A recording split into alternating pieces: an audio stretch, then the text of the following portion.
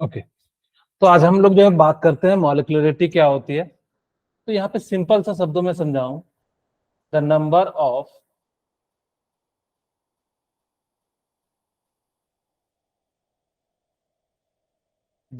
Of molecules और atom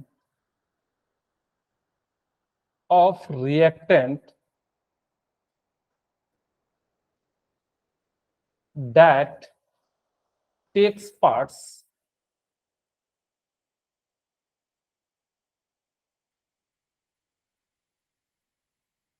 in a elementary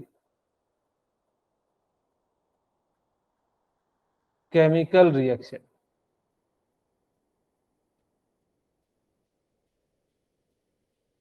Okay, it is known as the molecularity. It is known as molecularity.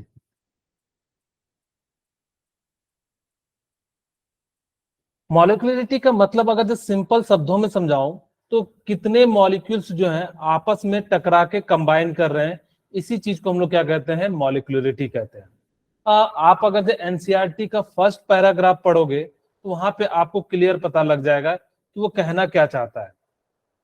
ठीक है, तो वहां पे आपको लिखा हुआ होगा कि मॉलिक्यूल्स जो होता है ना, ध्यान से सुनना मेरी बातें। यहाँ पे क्या होता है कि जैसे कोई मॉलिक्यूल्स है मेरे पास, जैसे मान लो सपोज करो कि दो मॉलिक्यूल्स है। ठीक है,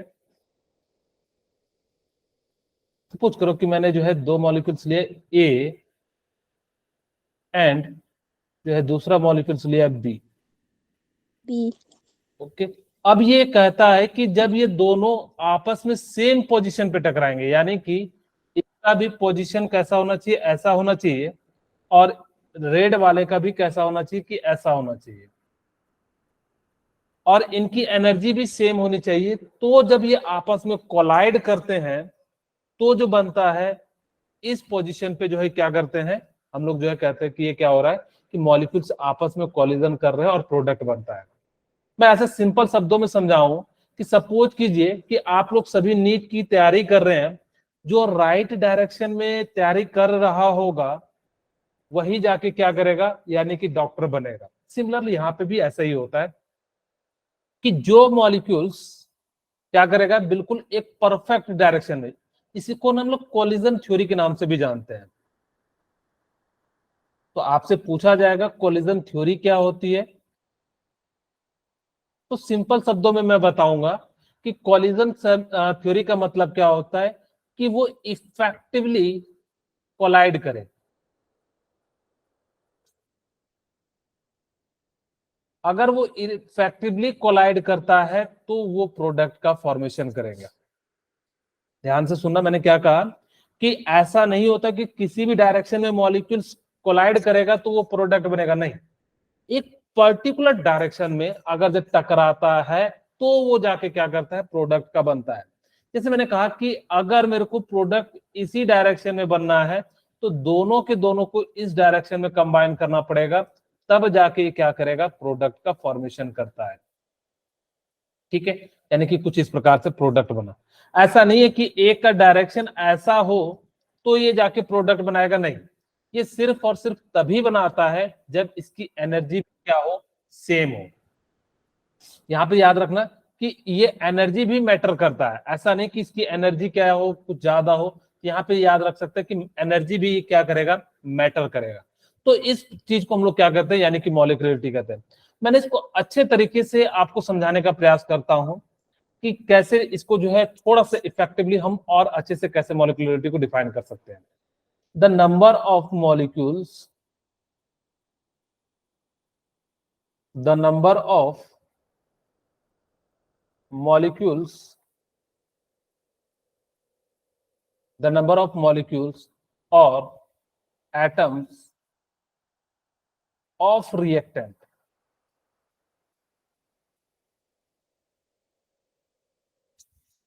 that takes parts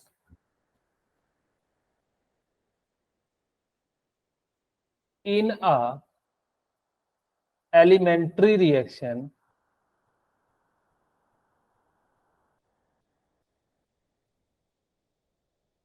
and which collides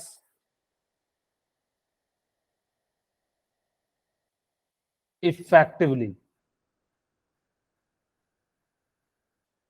अगर वो क्या करेगा कि जो भी एलिमेंट्स है वो परफेक्ट डायरेक्शन में या परफेक्ट इफेक्टिवली अगर जब कोलाइड करता है तो जो बनता है उसको हम लोग क्या कहते हैं, मॉलिक्यूलरिटी कहते हैं। ठीक है, यहां तक किन्हीं को अगर जो डाउट हो तो बता दीजिए, कि किन्हीं को कोई पॉइंट ना समझ में आ रहा हो तो। किन्हीं को लग रहा हो कि सर मेरे को ये पॉइंट ना समझ में आया तो बताइए। सर एनर्जी भी सेम होगी?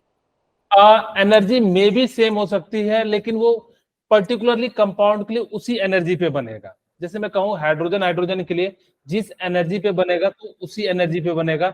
अगर जो मान लो Okay, सपोज, मतलब वो अलग अलग कंपाउंड के लिए सबका अलग अलग एनर्जी होता है, सबके लिए हम सेम नहीं कह सकते। वो पर्टिकुलरली सबका फिक्स होता है कि इस एनर्जी पे आके वो क्या करता है कि वो जो है कंबाइन करता है। क्या मॉलिक्यूलरिटी आपको समझ में आई?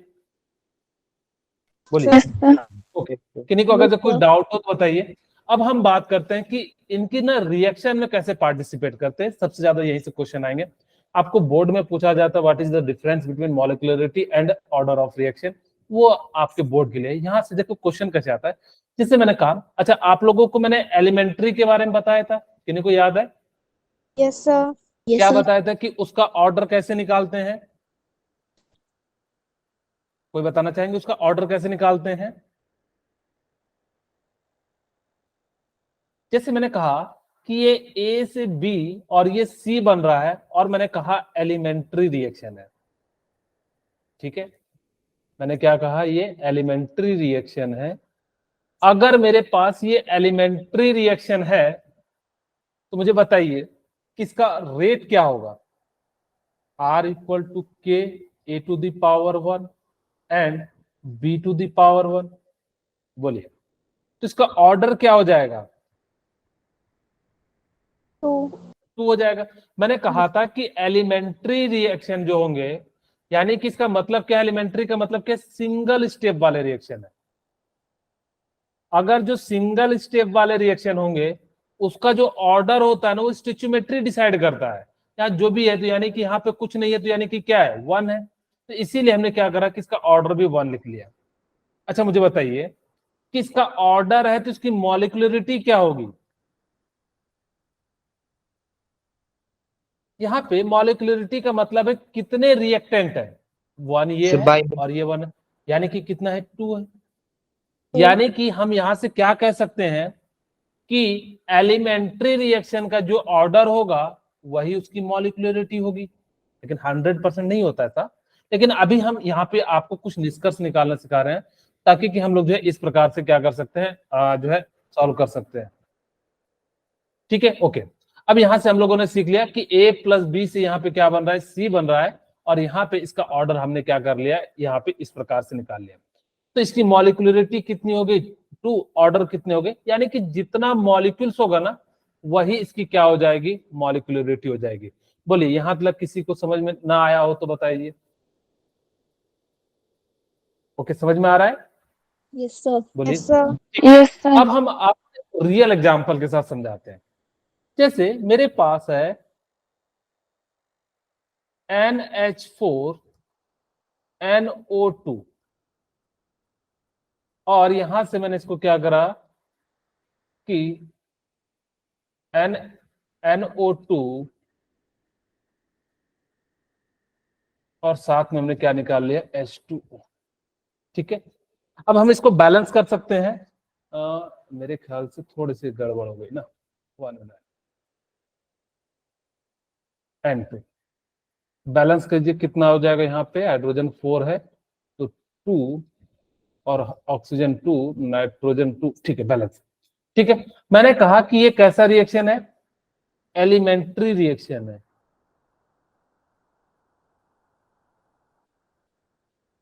मैंने आपको कहा कि ये कैसा रिएक्शन है, एलिमेंट्री रिएक्शन है। तो इसका रेट क्या लिखेंगे, R इक्वल टू के NH4 NO2 1 हो जाएगा। मैंने कहा कि एलिमेंट्री रिएक्शन जो होता है, जो भी इसका स्टोइचियोमेट्री होता है, वही हम लोग क्या कर लेते हैं, इसको यूज कर लेते हैं। ओके, तो इसका ऑर्डर क्या हो जाएगा, 1 1 हो जाएगा। 1 इसकी मॉलिक्यूलरिटी कितनी हो जाएगी, 1 हो जाएगी। 0 1 1 हो जाएगी, क्योंकि कितने मॉलिक्यूल से 1। एक बात ध्यान रखिएगा कि ये एलिमेंट्री रिएक्शन कैसे कह रहे हैं, बाय एक्सपेरिमेंटली कह रहे हैं। आप कहोगे सर ये क्या मतलब हुआ। yes sir इसका मतलब हुआ कि पहले हमने इसका ऑर्डर निकाला, फिर इसको एलिमेंट्री रिएक्शन कहा। इन केस अगर इसका ऑर्डर 1 नहीं आता तो हम इसको एलिमेंट्री नहीं कहते। हमने पहले एक्सपेरिमेंट यानी कि लैब में गए, वहां पे देखा क्या ये एक्सपेरिमेंटली इसकी जो है एलिमेंट्री रिएक्शन के रूप में फॉलो कर रहा है, या जितना स्टोइचियोमेट्रिक कोएफिशिएंट है क्या उतना ही ऑर्डर आ रहा है। अगर आ रहा है तो हमने कहा कि ये एलिमेंट्री रिएक्शन है। थोड़ा सा अंतर है बात, लेकिन शब्दों पे ध्यान दीजिएगा। मैंने क्या कहा कि हम तब बताएंगे कि जब हमारे पास क्या हो जाएगा, कि इसका मतलब क्या हो जाएगा कि अगर हमने एक्सपेरिमेंटली यहाँ पे 2 होता तो इसको एलिमेंट्री रिएक्शन नहीं कहते। हम पहले लैब में गए, वहां पे देखे क्या ये ऑर्डर का 1 है, हाँ ऑर्डर 1 है, तो हमने क्या करा, यहाँ से जो है निकाला। अब देखो इसका ऑर्डर कितना आ गया 1, इसकी मॉलिक्यूलरिटी कितनी आ गई, 1 आ गई। ठीक है, नेक्स्ट क्वेश्चन आप लोगों को मैं समझाता हूं। मेरे पास HI है और मैंने इसको तोड़ दिया, सॉरी H2 और I2 में, और इसको बैलेंस कर दिया, तो यानी कि कुछ इस प्रकार से हो गया।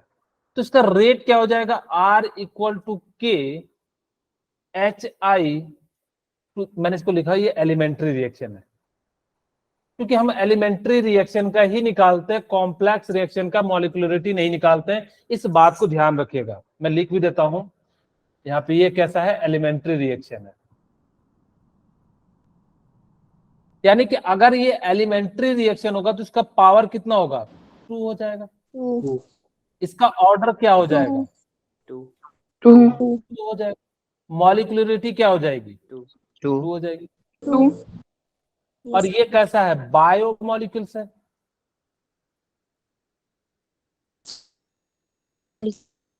या बायोमोलिकुलर है।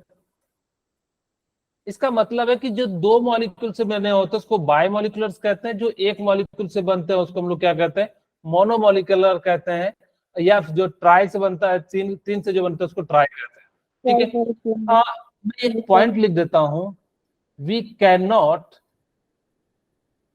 ध्यान रखना इस बात को, आपको सीधे सीधे क्वेश्चन मिलेंगे। We can not determine the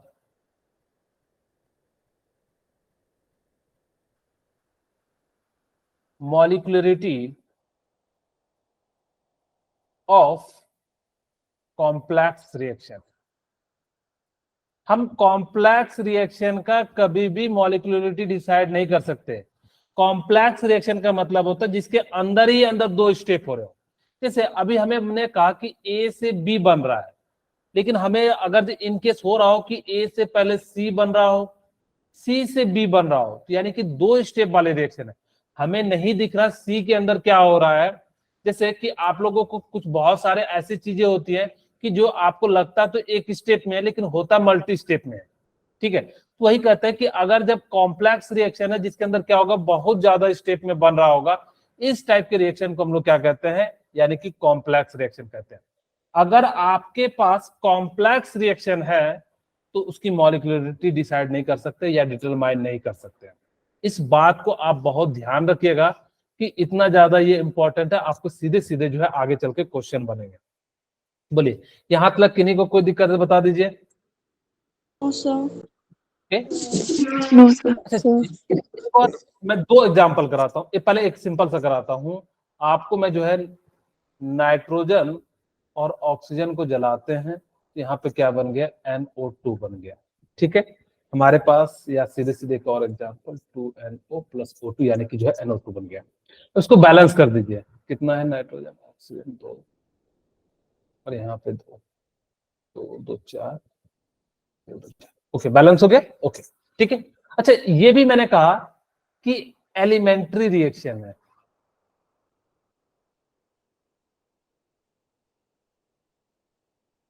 ये मैंने कैसा कहा कि एलिमेंट्री रिएक्शन है। उसका R इक्वल टू क्या लिखेंगे, के NO टू द पावर कितना हो जाएगा 2, और Two. O to the power कितना हो जाएगा 1, और इसका ऑर्डर कितना हो जाएगा 3. 3 हो जाएगा। मॉलिक्यूलरिटी कितनी हो जाएगी 3. 3 हो जाएगी। ठीक है, मॉलिक्यूलरिटी ना कभी भी ग्रेटर देन 3 नहीं होती है, हमेशा लेस देन 3 होती है। यहाँ पे हमारे पास चल गया क्योंकि कोई दिक्कत नहीं है, 3 तक तो हो सकती है। तो यहाँ पे हम लोग क्या कर सकते हैं, मैं एक पॉइंट लिख लेता हूं, molecularity never greater than 3।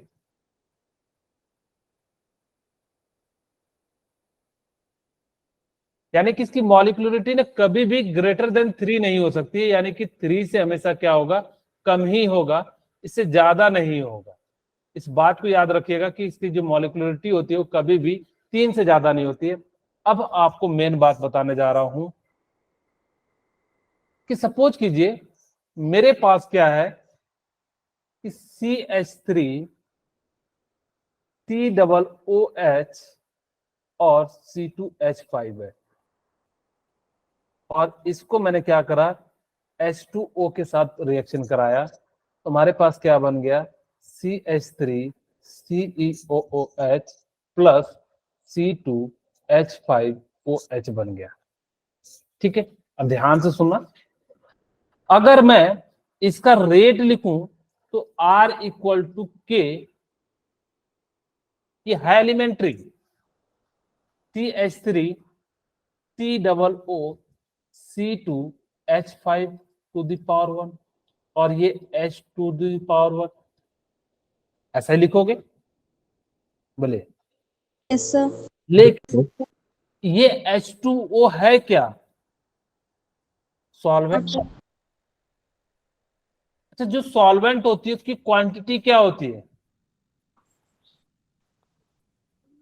It's quantity is more, quantity is more, सीधे सीधे लिख देता हूं। ध्यान से सुनना, चीजें सूडो ऑर्डर आ रही है, क्वांटिटी इज मोर। अगर क्वांटिटी बहुत ज्यादा है, सपोज करो कि ये 1 मोल है और ये 1000 मोल है, तो क्या H2O के कंसंट्रेशन पे कुछ फर्क पड़ रहा है क्या, यानी कि देखो तो एकदम बिल्कुल नो चेंज हो रहा है।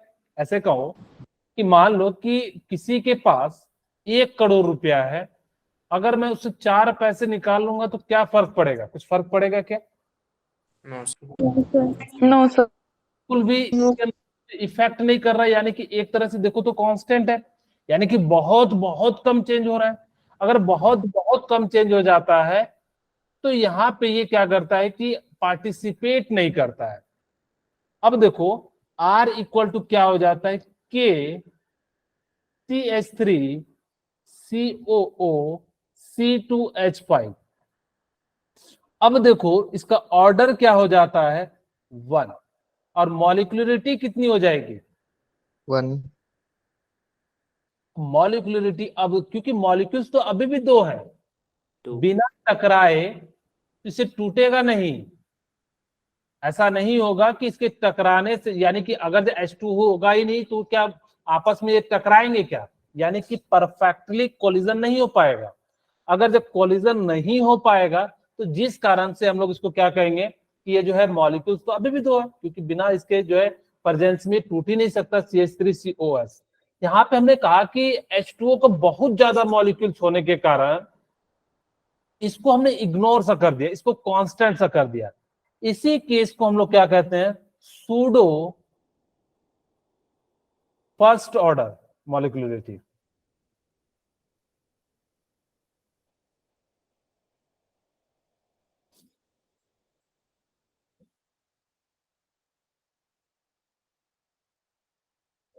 ठीक है, इसका मतलब क्या हुआ कि इसके पास जो होगा, देखने में अगर जब आपसे पूछा जाता है कि एलिमेंट्री है तो ज्यादातर बच्चे इसको क्या मार के आते हैं, ऑर्डर 2 मॉलिक्यूलरिटी 2। लेकिन ध्यान रखना कि जब सूडो ऑर्डर आ जाता है, सूडो का मतलब क्या होता है, कोई जानते हैं? झूठा। false, झूठा, यानी कि फॉल्स। यानी कि देखने में तो लगता है जैसे कि आप लोग कभी गर्मी के समय में चलते होगे रोड पे तो लगता होगा कि पानी है, लेकिन एक्चुअल में ऐसा नहीं होता कि वो पानी होता है। कभी ऐसा फील किए हैं? no बोलिए। sir, आप लोगों ने no फील sir, नहीं किया? Yes sir. अच्छा ठीक है। आप लोग शायद वहां पे पहाड़ी इलाके में है तो शायद उतना ज्यादा फील नहीं किए होंगे। जहां स्ट्रेट लाइट मतलब जो स्ट्रेट रोड होता है ना, वहां पे कभी कभी ऐसा लगता है दोपहर के समय कि सामने पानी है, तो धीरे चलाना पड़ेगा नहीं तो गाड़ी स्लिप कर जाएगी। इसको आप मृग तृष्णा भी कहते हो। जैसे राजस्थान में कोई आदमी जाता है तो उसको लगता है कि आगे पानी है और वहां जाता है तो वहां पानी नहीं है। सेम केस ऐसा, हाँ हाँ, सेम केस ऐसा यहाँ भी होता है कि लगता तो ये किसका ऑर्डर है, सेकंड ऑर्डर है। अब कहोगे सर हमें कैसे पता लगेगा कि कौन सा सूडो ऑर्डर है? तो आप दो बातें ध्यान रखना, एक तो एक्सेस ध्यान देना, एक वाटर पे ध्यान देना। दो बात पे ध्यान दोगे कि कैसे पहचानोगे कि कौन सा जो है आपका जो है सूडो ऑर्डर है और कौन सा जो है यानी कि क्या है जो है एलिमेंट्री है। तो आपको ध्यान रखना है कि अगर जिसके पास एक्सेस हो या जिसके पास वाटर के रूप में सॉल्वेंट हो, आप वहां पे सूडो ऑर्डर का केस मार के आ जाना, आपका सही हो जाएगा। ठीक है, ओके। हम एक पेज और आपको एक और एग्जांपल के साथ समझाने का प्रयास करते हैं। जैसे आप लोगों ने इनवर्जन ऑफ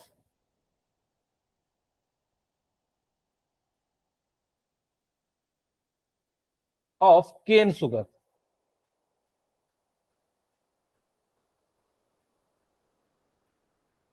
ठीक है, इन्वर्जन ऑफ केन शुगर।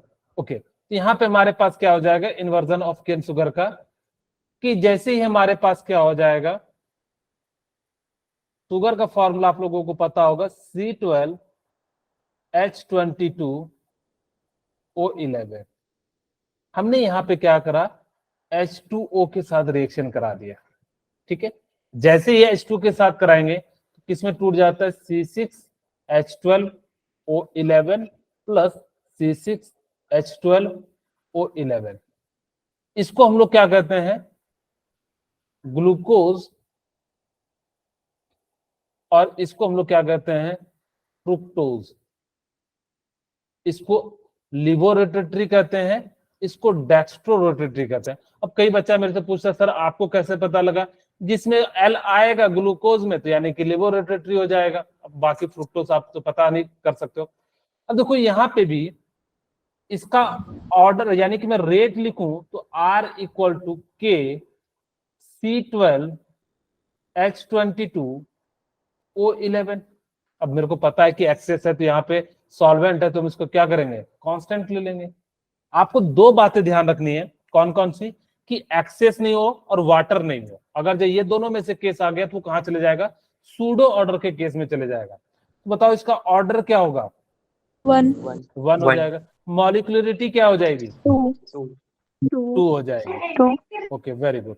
यानी कि इसका जो है आप लोगों को अगर जब क्वेश्चन पूछता है कि बताओ कि इसकी मॉलिक्यूलरिटी क्या है, इसकी ऑर्डर क्या है, मैं एक और क्वेश्चन आपको समझाने का प्रयास करता हूं। जैसे मेरे पास A plus B equal to C है, मेरे को कहा कि यहां से 2B बन रहा है और ये एक्सेस में है।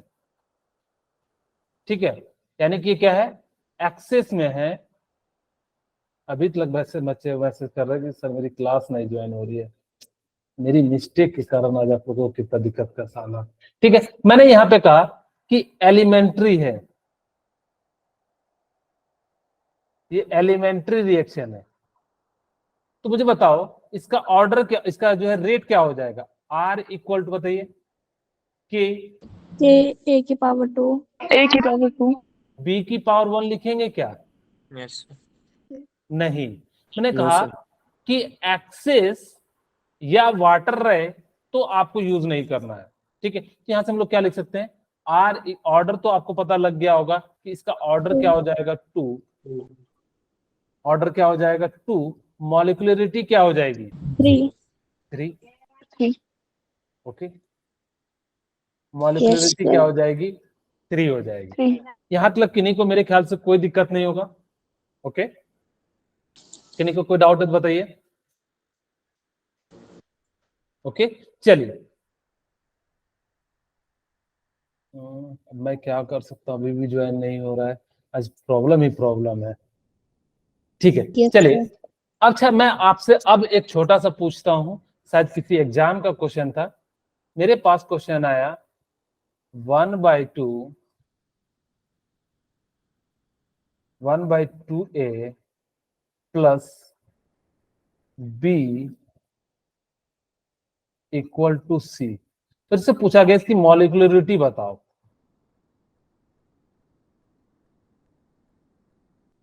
यही क्वेश्चन था, उसमें लैंग्वेज लिखा हुआ था पूरा, और जो है इस टाइप से पूछा था। ठीक है, तो क्या कोई बता सकते हैं क्या मॉलिक्यूलरिटी इसकी? आप लोग, अब मैंने इसमें ये लिख दिया कि एलिमेंट्री है। Sir, 2. 1 2 ओके, कैसे आपने कहा कि इसकी 1 या 2 होगी, तो बताना चाहेंगे?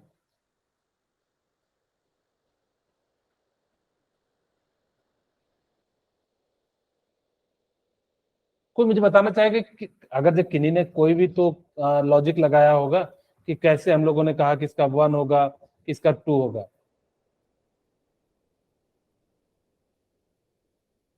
कोई तो बताइए। तानवी, भुवनेश्वरी, भूमिका, दीक्षा, अनुपमा, आरुषि, तानवीना, तानिया, सूर्यांश, रोहित, निशांत, कोई तो बताइए। बहुत साइलेंट, कहीं सर सीख ना जाए ना।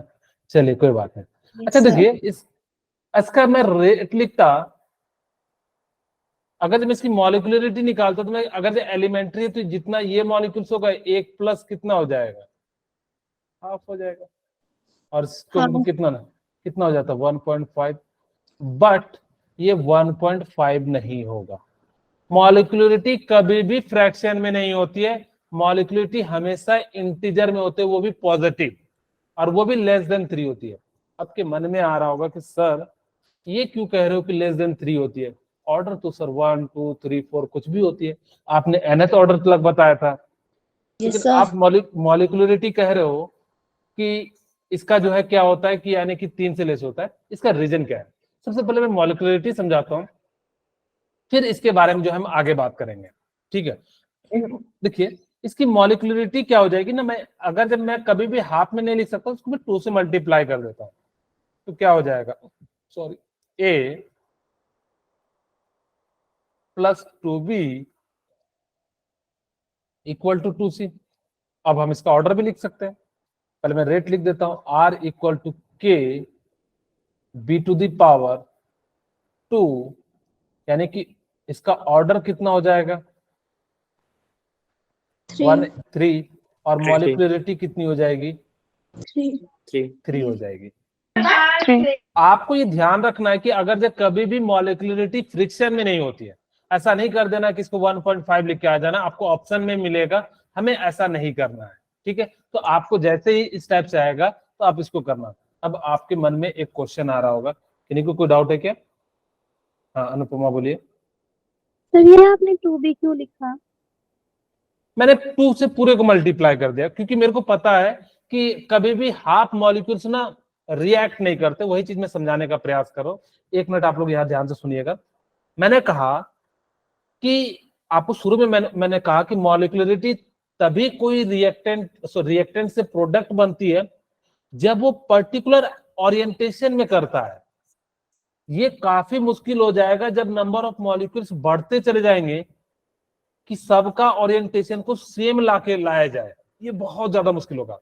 मैं ऐसे कहूं कि मान लो कि नीट का पेपर है 3, ठीक है, और मैंने कहा कि फिजिक्स में, केमिस्ट्री में और बायोलॉजी में, मैंने कहा कि तीनों में आपको 177 177 और कितना कर दो 297।